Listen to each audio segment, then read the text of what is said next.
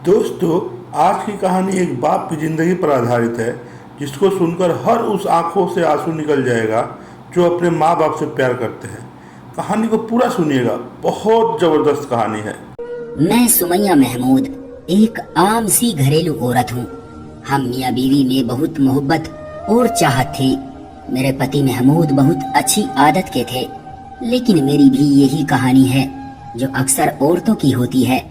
शादी के बाद ऊपर तले के 3 बच्चों के साथ घर की जिम्मेदारी और महमूद साहब की कम सैलरी पर गुजर बसर करना मेरे लिए बड़ा मुश्किल काम था, जबकि कोई घरेलू मददगार भी न था। ऐसे हालात से मेरी तरह और भी बहुत सी औरतें गुजरती होंगी, लेकिन जो किस्सा मेरे साथ पेश आया उसने मेरी जिंदगी बदल के रख दी। ये उन दिनों की बात है जब मेरी शादी के 6 साल बीत गए थे। हर बार ऊपर वाले ने सिर्फ बेटियां ही दी थी, लेकिन तीनों बेटियों में बस 1.5 साल का ही फर्क था। मैं उन्हें ठीक से संभाल भी नहीं पाती थी। महमूद का छोटा सा घर, कम सैलरी, न कोई नौकर न चाकर, छोटे छोटे बच्चों के साथ मुझ अकेली से घर के कामकाज संभाले नहीं संभलते थे। महमूद भी अपने माँ बाप की इकलौती ही औलाद थे, लेकिन उनके बाबा मेरी शादी से चंद साल पहले ही गुजर चुके थे और मेरी सास मेरी शादी के 1 साल बाद ही चल बसी थी। एक अकेली औरत के लिए कठिनाइयों से भरा ये समय बड़ा मुश्किल होता है। हालांकि महमूद साहब सुबह नाश्ता बनाने में मेरी मदद करते थे, लेकिन जब वो अपने ऑफिस चले जाते तो मेरा पूरा दिन घनचक्कर बने गुजरता था। दिन बड़ी मुश्किल से गुजर रहे थे। घर पर मेरे अलावा कोई नहीं था जो मेरी बात सुनता। महमूद शाम को घर लौटते तो वो भी आते ही बच्चों में लग जाते थे, और रात का खाना खाते ही हम दोनों अपनी जिम्मेदारियों से इस कदर थके मांदे होते कि लेटते ही सो जाते थे। एक तो बच्चों की थका देने वाली जिम्मेदारी, उस पर घर की सफाई सुथराई, खानादारी, ये दिन मुझ पर बड़े कठिन गुजर रहे थे। लेकिन फिर एक दिन महमूद एक बड़ी सी उम्र के शख्स को अपने साथ घर में ले आए और फिर मुझसे बोले कि लो बेगम साहिबा, तुम्हारा मसला ऊपर वाले ने हल करवा दिया है। आज से ये नौकर तुम्हारे सारे काम कर दिया करेगा और बच्चों को भी संभाल लेगा। तुम इनसे जो काम कहोगी ये इनकार नहीं करेगा। बस शाम को 7 बजे के बाद वापस चला जाया करेगा। महमूद मुझसे कहने लगे कि ये बुजुर्ग मेरे ऑफिस के बॉस के घर के नौकर हैं। वो लोग कुछ महीने के लिए दुबई घूमने फिरने गए हैं और यहाँ उनका कोई करीबी रिश्तेदार भी नहीं है, इसलिए उन्होंने कहा है कि मैं उन्हें अपने साथ ले जाऊं। जो भी कामकाज हो तो बता देना। देखने में वो अच्छे खासे अधेड़ उम्र के थे। चेहरे पर शर्मिंदगी सी छाई हुई थी। सर के सारे बाल सफेद थे, नजरें झुकाए खड़े थे। सादे से कुर्ते पाजामे में, चेहरे पर सफेद रेशमदार दाढ़ी। मैंने सोचा कोई औरत होती तो मुझे कुछ सुकून भी होता। ये बुजुर्ग आदमी भला मेरी क्या मदद कर सकते हैं, लेकिन महमूद के बॉस का हुक्म था तो इसलिए हम टाल नहीं सकते थे। वो सुबह 8 बजे तक घर पहुंच जाते थे और शाम को 7 बजे के बाद वापस चले जाते थे। घर का कामकाज मैं उनसे क्या करवा सकती थी। हाँ, उनके आने से ये जरूर हुआ था कि बच्चे उनके साथ बहल गए थे और फिर वो छोटे मोटे काम कर देते थे। वो मुझे बिटिया कहकर पुकारते थे। मैं किचन में बिजी होती तो खुद भी किचन में आ जाते और कहने लगते कि बिटिया, मुझे चाय बनानी आती है और सब्जी भी अच्छी काट लेता हूँ। कोई काम हो तो बिना झिझक कह दिया करो। पुराना सा लिबास पहने, कांधे पर रुमाल लटकाए, वो गर्मी में माथे का पसीना पोंछते हुए मेरा एहसास करने आ जाते। वो मेरे पिता की उम्र के थे। मुझे उन्हें काम कहते हुए भी शर्म आती थी। बड़े मियाँ, आप रहने दें। हम कौन सा अमीर हैं जो हमारा हुक्म पूरा करना आप पर जरूरी है। बस आप बच्चों को संभाल लिया करें और बाजार से सामान ला दिया करें। मुझे उनके आ जाने से बड़ी सहूलियत सी हो गई थी। बाजार की चीजें मैं उनसे मंगवा लेती थी और 7 बजते ही वो वापसी के लिए तैयार खड़े होते थे। फिर मुझसे इजाजत मांगते, बिटिया मैं जाऊं। जब मैं कहती यहाँ जाएं तो कहते कि मुझे 10 रुपये दे दें। पैसे तो मेरे पास अक्सर होते ही थे। मैं रोज 10 रुपये उनके मांगने पर उन्हें दे देती थी। एक बार मैंने उन्हें 100 का नोट दिया कि रख लें, लेकिन बड़े मियाँ ने वापस कर दिए। कहने लगे, बेटा सिर्फ 10 रुपये लूंगा। मैंने बहुत कहा कि मैं अपनी खुशी से 100 रुपये दे रही हूँ, लेकिन उन्होंने इनकार कर दिया। कहने लगे, बस 10 रुपये ही लूंगा। मुझे उनकी ये बात कुछ अजीब सी लगी। 2 महीने गुजर गए थे, इसलिए मैं अब उन बड़े मियाँ से अच्छी खासी घुल मिल गई थी। किचन में जब मैं खाना बना रही होती तो बर्तन धोने लगते اور کبھی سبزی بنا دیتے۔ میں اب ان کی موجودگی میں بھی کچن میں کام کرنے لگی تھی۔ وہ مجھ سے بچوں کے بارے میں بات کر لیتے تھے، کبھی سبزی کاٹتے ہوئے کھانے کی ریسیپی پوچھنے لگتے۔ مجھے اب ان سے ہچکچاہٹ سی محسوس نہیں ہوتی تھی۔ ایک بار میں نے ان سے ان کے گھر والوں کے بارے میں پوچھا تو ایک دم سے ان کے چہرے کی مسکراہٹ غائب ہو گئی تھی، چہرہ ٹیڑھا سا ہونے لگا اور پھر مجھے غصے سے دیکھنے لگے۔ پہلی بار مجھے ان سے ڈر سا محسوس ہوا تھا۔ میں ان سے نظریں چرا گئی، لیکن انہوں نے مجھے کوئی جواب نہیں دیا۔ بس میں خاموشی سے کچن سے باہر نکل گئی۔ پہلے تو میں نے سوچا کہ مجھے کیا پڑی تھی کہ ان سے ان کے گھر والوں کے بارے میں پوچھوں، بہتر ہے کہ اپنے کام سے کام رکھوں۔ خیر، اگلے دن ان کا ویوہار پہلے جیسا تھا۔ پھر باتوں ہی باتوں میں وہ اپنے مالک کے قصے سنانے لگتے، ان کے بچوں کا ذکر کرنے لگتے۔ بیٹیا کیا بتاؤں، اسلم صاحب عادت کے بہت اچھے ہیں، میرا بہت خیال رکھتے ہیں۔ اسلم صاحب کے بچے اگر کبھی چڑ جائیں تو ہی بدتمیزی کر جاتے ہیں، ورنہ تو ٹھیک سے بات کرتے ہی ہیں۔ بڑے میاں، اسلم صاحب کی بیوی کا تو کبھی آپ نے ذکر ہی نہیں کیا، وہ کیسی ہے؟ میں کچن میں سلاد کاٹتے ہوئے پوچھنے لگی۔ وہ بھی وہی بیٹھے تھے۔ ایک ٹھنڈی گہری سانس لی، پھر کہنے لگے، مزاج کی تیز ہے لیکن اچھی ہے۔ اب کیا کریں، نوکر ہے تو نخرا کیا، ہمیں تو بس کام سے مطلب ہے۔ وہ لاپرواہی دکھانے لگے۔ بڑے میاں، اسلم صاحب آپ کو تنخواہ کیا دیتے ہیں؟ میں نے سلاد پلیٹ میں سجاتے ہوئے پوچھا۔ وہ کچھ پل کے لیے مجھے غور سے دیکھنے لگے، چہرے کا رنگ پھر سے بدل گیا اور اس بار بھی انہوں نے کوئی جواب نہیں دیا، بس بات کو ٹال گئے۔ میں ذرا بچوں کو دیکھ لوں، یہ کہہ کر وہ کچن سے باہر نکل گئے۔ ایک بار وہ برتن دھو رہے تھے، گرمیاں اپنے جوبن پر تھی، اس لیے انہوں نے اپنی آستینیں اوپر کو چڑھا لی، آٹا گوندھ رہی تھی۔ جب میری نظر ان کے ہاتھ پر پڑی تو گہرے گہرے زخموں کے نشان تھے، لگ رہا تھا کہ جیسے بری طرح سے ہاتھ جلا ہو۔ بڑے میاں، یہ کیسے جلا تھا؟ وہ یہ سن کر ہڑبڑا سے گئے۔ میرا ان کے ہاتھ کو دیکھ کر دل دہل گیا تھا۔ ہڑبڑاہٹ کے مارے ان کے ہاتھ سے پلیٹ چھوٹ کر سنک میں گر گئی۔ پھر انہوں نے جلدی سے اپنی آستینیں نیچے کی اور پھر سے برتن دھونے لگے، لیکن چہرے پر ایک گھٹا سی چھائی ہوئی تھی۔ نہ جانے کیوں مجھے ان پر کچھ شک سا ہونے لگا تھا۔ شام کے 7 بجتے ہی انہیں بس واپسی کی جلدی ہوتی تھی۔ کئی بار محمود نے ان سے کہا بھی تھا کہ ہمارے گھر میں ایک کمرہ مہمانوں کے لیے خالی ہے، آپ وہاں آرام کر لیا کریں یا کچھ دیر اور رک جائیں، لیکن نہیں، وہ یوں جلد بازی دکھاتے جیسے کوئی ان کا انتظار کر رہا ہو۔ ایک بار خود ہی باتوں باتوں میں وہ اپنی بیوی کا ذکر کرنے لگے۔ بڑا خیال رکھتی ہے وہ، جیسے تم محمود میاں کا رکھتی ہو۔ اللہ تم دونوں کی جوڑی سلامت رکھے، جگ جگ جیو، سدا سلامت رہو۔ بڑے میاں، آپ کو بڑی اماں سے بڑی محبت ہے، تبھی تو 7 بجتے ہی آپ کو جانے کی جلدی ہوتی ہے، وہ انتظار میں رہتی ہوگی۔ میری بات پر ایک الجھن سی ان کے چہرے پر چھا گئی، کسی گہری سوچ میں ڈوب کر بولے، ٹھیک کہتی ہو بیٹیا، میرے انتظار میں ہی ہوتی ہے۔ میں ذرا بھی لیٹ ہو جاؤں تو دروازے پر فکر مندی سے کھڑی راہ تکنے لگتی ہے۔ گھر جاتا ہوں تو اس کے پاس بیٹھتا ہوں، پوتے پوتیا آ کر گلے لگ جاتے ہیں، ہاتھ چومتے ہیں، دادا ابا کہہ کر میرے دائیں بائیں بیٹھ جاتے ہیں۔ بہو آ کر سر پر پیار لیتی ہے، پانی کا گلاس پیش کرتی ہے، کہتی ہے، ابا میاں کھانا گرم ہے، کہیں تو لگا دوں، لیکن ایک تم ہو کہ کھانا کھلائے بنا جانے ہی نہیں دیتی۔ مجھے اسے روز انکار کرتے ہوئے شرم آتی ہے۔ وہ میرے سر پر ہاتھ رکھتے ہوئے بولے، جیسے کوئی بیٹی سے لاڑ میں کہتا ہو۔ پھر رات کو بیٹا گھنٹوں ٹانگیں دباتا رہتا ہے۔ میں کہتا ہوں کہ تم خود تھکے ماندے آتے ہو، پھر مجھے کیوں دبانے بیٹھ جاتے ہو؟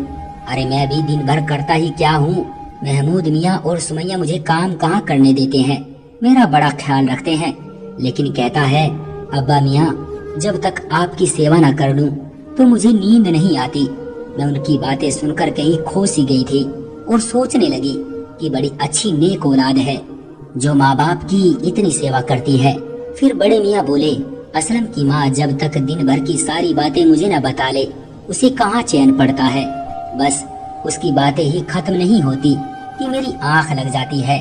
یہ کہہ کر وہ ہنسنے لگے۔ میں کہتا ہوں، عمر گزر گئی جمیلہ، پر تمہاری محبت اب بھی ویسی ہی ہے۔ پھر وہ بڑے میاں مسکراتے ہوئے آنکھوں میں آئی نمی صاف کرنے لگے جو شاید ان کی ہنسنے سے آنکھوں میں بھر آئی تھی۔ اصل محبت تو بڑے میاں وہی ہے جو بڑی اماں آپ سے کرتی ہے۔ औरत की मोहब्बत कहाँ पुरानी होती है, वो तो वक्त गुजरने के साथ साथ और भी ज्यादा मजबूत होती चली जाती है। मेरी बात पर वो मुझे गौर से देखने लगे। तुम बिल्कुल जमीला की तरह बातें करती हो। सोचता हूँ अगर मेरी कोई बेटी होती तो बिल्कुल तुम जैसी होती। वो मुस्कुराते हुए बोले, आप नौकरी क्यों करते हैं बड़े मियाँ? मेरे सवाल पर वो फिर से रुख बदल गए थे। अजीब सा मिजाज था उनका। कभी बात करने पर आते तो कई घंटों तक अपने घर वालों के किस्से सुनाते रहते थे। कभी किसी सवाल पर बिना जवाब दिए ही उठकर चले जाते। अब भी बिना जवाब दिए ही उठकर चले गए थे। फिर मुझे एहसास हुआ कि शायद उन्हें पैसों की जरूरत होगी। बेटे की सैलरी ज्यादा नहीं होगी, तभी तो इस उम्र में मेहनत कर रहे हैं। मैंने महमूद से कहा कि आपका बॉस बड़े मियाँ को महीने की सैलरी तो देता ही होगा, जिससे उसका गुजर बसर तो हो ही जाता होगा। लेकिन अब आपके बॉस यहाँ नहीं है तो बड़े मियाँ के घर वालों को खर्च में मुश्किल होती होगी। आप जो आसानी से दे सकते हैं उन्हें दे दिया करें। मेरी बात सुनकर महमूद ने जवाब दिया, वाह क्या लगता है सुमैया, मैंने कोशिश नहीं की होगी, लेकिन वो ले तब ना, हर बार इनकार कर देते हैं। कहते हैं बेटा सुमैया दे देती है, यही मेरे गुजारे के लिए काफी है। महमूद की बात सुनकर इस बार मैंने ठान ली थी कि बड़े मियाँ से पूछूंगी जरूर कि 10 रुपए के नोट से आखिर होता क्या है। अगले रोज मैंने बड़े मियाँ को 10 का नोट देते हुए पूछ ही लिया कि 10 के नोट से उन्हें मिलता क्या है। इस बार वो खामोशी से बाहर नहीं गए थे, बल्कि मुझसे कहने लगे, मेरे घर आना और सब अपनी आंखों से देख लेना। अगले दिन जब मैं उनके घर गई तो मेरे पांव तले से जमीन निकल गई। मैं और महमूद दोनों ही बड़े मियाँ के साथ उनके घर गए थे। एक पुराना सा इलाका था, छोटी छोटी गलियां थी, तंग सा माहौल था। एक गली में दाखिल होते ही 2-4 घरों के बाद गली बंद थी। आखिरी मकान के सामने हम बड़े मियाँ के साथ खड़े हो गए, लेकिन दरवाजा बंद नहीं था, हल्के से धक्के से ही खुल गया था। मैंने और महमूद ने एक दूसरे को हैरत से देखा। फिर हम अंदर दाखिल हो गए। घर बिल्कुल वीरान था। घर के अंदर दाखिल होते ही बड़ा सा आंगन था और सामने 3 कमरे थे। हर कमरे के 2 लकड़ी के दरवाजे थे। आंगन में लगे पेड़ सूख चुके थे। हर चीज मिट्टी का ढेर थी। आंगन के एक कोने में एक कब्र देखकर मेरे पैरों तले से जमीन खिसक गई थी, जिसकी मिट्टी गिरी हुई थी।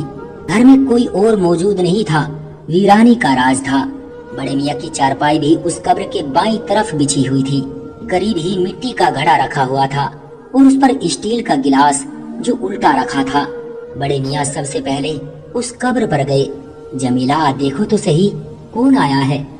अरे तुम्हें बताया तो था कि बिटिया आने की जिद कर रही है। बहाने बहाने से तुम सबका पूछती है, इसलिए इस बार साथ ले आया। मेरे कदम तो ये सब देखकर वही जम गए थे। महमूद की हालत भी मुझसे कुछ अलग न थी। बड़े मियाँ ने अपनी जेब से अगरबत्ती निकाली और माचिस से जलाकर कब्र पर लगा दी। फिर पलटकर हमें देखने लगे।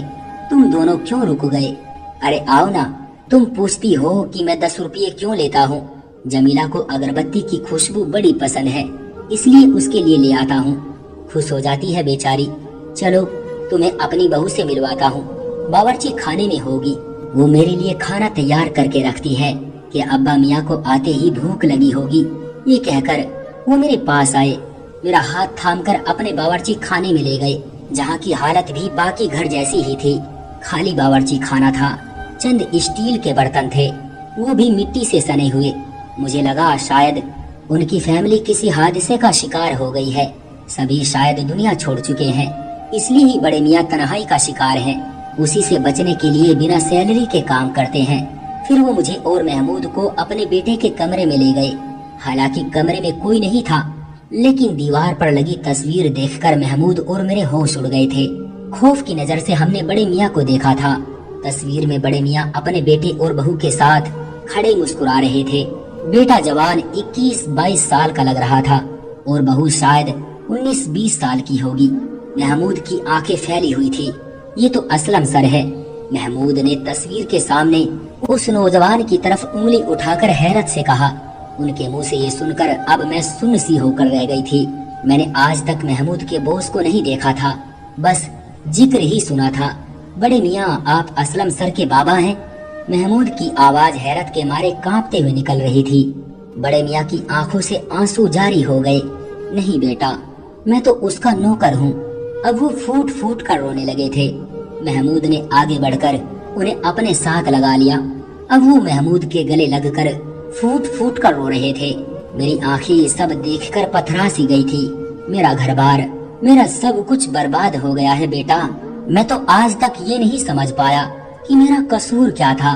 मैंने तो हमेशा अपने माँ बाप की सेवा की थी।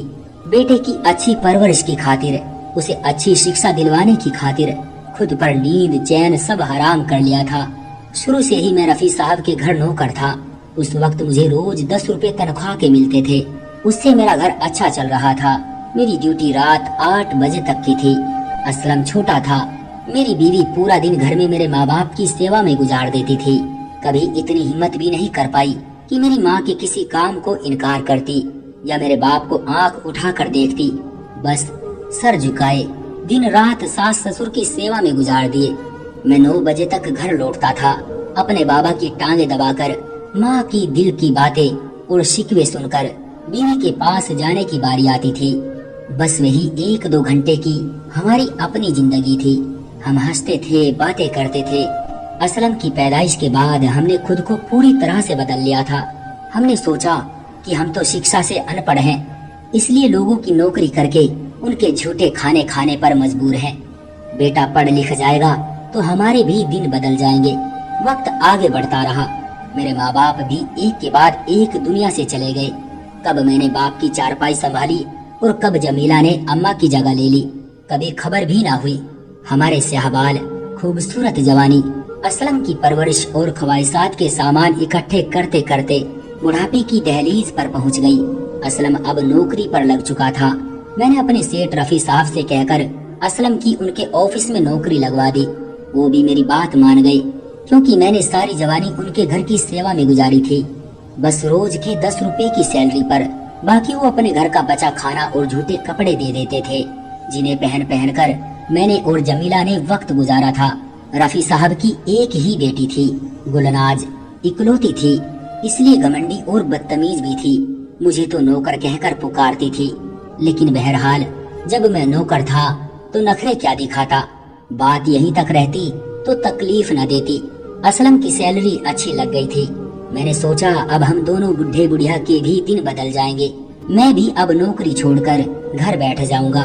जो वक्त जवानी में बीवी को दे नहीं पाया वो हम दोनों बुढ़ापे में साथ गुजार लेंगे। सोच तो यही थी कि जैसी सेवा जमीला ने मेरे माँ बाप की है, बहू भी वैसे ही हमारी भी करेगी। असलम की पहली सैलरी मिलने पर मैंने रफी साहब से कहा कि मुझे अब नौकरी से छुट्टी चाहिए। वो भी खुशी से मान गए। चंद महीने घर पर रहकर ही गुजारे थे कि एक दिन रफी साहब मेरे घर आए और गुलनाज के लिए असलम का रिश्ता मांगा। मैं तो हैरान रह गया, कहाँ असलम और कहाँ गुलनाज। असलम खूबसूरत था और मेहनती भी था। रफी साहब को और क्या चाहिए था। सारी जिंदगी मेरी तो गुलामी में गुजर गई थी, अब उन्हें असलम की गुलामी चाहिए थी। गुलनाज बेटी अगर किसी दूसरे घर विदा होकर जाती तो 4 दिन ना रह पाती, इसलिए असलम को फंसा लिया और मेरा बेटा भी दौलत देखकर हवा में उड़ने लगा। मेरे लाख समझाने पर भी गुल से शादी पर वो डटा रहा। बहरहाल मुझे ही आखिर में बेटे की ख्वाहिश के सामने सर झुकाना पड़ा। गुलनाज चंद दिन ही हमारे घर की जीनत बनी, फिर असलम को भी अपने साथ ले गई। जमीला बहुत रोई थी, लेकिन मैंने उसे समझाया कि बेटे की अपनी जिंदगी है, उसे गुजारने दो। वो कहने लगी कि मैंने भी तो अपनी जवानी अपनी ख्वाहिशात पर मिट्टी डालकर असलम की ख्वाहिशात को पूरा करने में उम्र गुजार दी। क्या ये दिन देखने के लिए? मैंने कहा वो हमारा फर्ज था। वो रोने लगी, कहने लगी उसका कोई फर्ज नहीं है। मैंने उसे बहुत बहलाया, लेकिन वो बीमार रहने लगी थी और असलम पहले पहले तो हफ्ते में 1 बार शक्ल दिखा जाता था। घर के खर्चे के लिए पैसे भी दे जाता था, लेकिन फिर उसका आना जाना कम हो गया। मैंने जब देखा कि बेटा अब खर्चा भी नहीं देता तो किसी और घर में नौकरी कर ली। जमीला की जवानी भी मेरा इंतजार करते करते गुजरी थी और बुढ़ापा भी इंतजार की नजर हो गया। मुझे अगर जरा देर हो जाती तो दरवाजे की दहलीज पर खड़ी मेरा इंतजार करती रहती थी और यही इंतजार उसे एक दिन कब्र में ले गया। मैं अकेला रह गया। मुझे अपने घर से बड़ा प्यार था, इसलिए मैंने जमीला को कहीं नहीं जाने दिया और यहीं इसी आंगन की कच्ची जमीन में दफना दिया। असलम मुझे जबरदस्ती अपने साथ ले गया मैं दिन वहाँ गुजार लेता था, लेकिन रात को मुझे लगता था कि जमीला अकेली है, इसलिए वापस घर पर ही रात गुजारता था। गुल ने तो कभी मुझे अपना बाप समझा ही नहीं, आज तक मुझे नौकर कहकर पुकारती है। असलम अब भी उसके एहसानों के हाथ तले दबा हुआ है, इसलिए कुछ नहीं कहता। बच्चे भी माँ के नक्शे कदम पर चल निकले हैं, इसलिए मेरी हैसियत उस घर में वही है जो पहले होती थी। अब भी मैं वहाँ नौकरी करता हूँ, बस फर्क ये है कि अब रफी साहब के बजाय 10 रुपये नौकरी के गुल से बड़े हक से मांगता हूँ, क्योंकि वो मेरी मेहनत की कमाई होती है। जमीला को अगरबत्ती की खुशबू बहुत पसंद है, इसलिए 10 रुपए की अगरबत्ती ले आता हूँ। सोचता हूँ सारी जिंदगी जिस औलाद की ख्वाहिश पूरी करते करते गुजार दी, उसके पास 2 घड़ी मुझे देने के लिए नहीं है। यहाँ तक कि वो शर्म के मारे मेहमानों के सामने भी मुझे नौकर कहकर पुकारता है। मुझे दुख नहीं होता, क्योंकि जिंदगी नौकरी करते ही गुजरी है, फिर नौकर कहलाने में कहाँ की शर्म।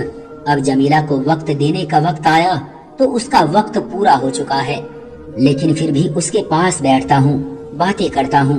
अपनी जिंदगी से कोई शिकायत नहीं मुझे। बड़े मियाँ की बातें हम दोनों मियाँ बीवी ने आंसू बहाते हुए सुनी थी। रो रो कर मेरी हिचकी बंध गई थी। ये कैसा जुल्म था और कैसी अंधेर नगरी थी। इतने बड़े घर में नौकरों की कौन सी कमी थी जो एक ससुर की सेवा नहीं की जा सकती थी। दोस्तों, ये कहानी कोई नई नहीं है, बहुत से घरों में यही तो हो रहा है। कई माँ बाप के साथ औलाद ऐसे ही जालिमों की तरह